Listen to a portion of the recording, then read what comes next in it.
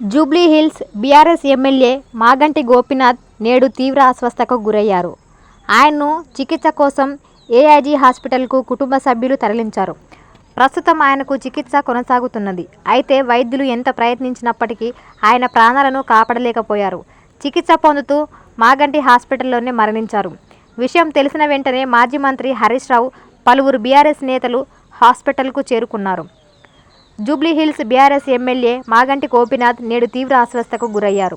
ఆయన్ను చికిత్స కోసం ఏఐజీ హాస్పిటల్కు కుటుంబ సభ్యులు తరలించారు. ప్రస్తుతం ఆయన చికిత్స కొనసాగుతున్నది. అయితే వైద్యులు ఎంత ప్రయత్నించినప్పటికీ ఆయన ప్రాణాలను కాపాడలేకపోయారు.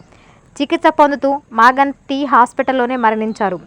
విషయం తెలిసిన వెంటనే మాజీ మంత్రి హరీష్ రావు, పలువురు బీఆర్ఎస్ నేతలు హాస్పిటల్కి చేరుకున్నారు. విషయం తెలిసిన వెంటనే మాజీ మంత్రి హరీష్ రావు, పలువురు బీఆర్ఎస్ నేతలు హాస్పిటల్కి చేరుకున్నారు.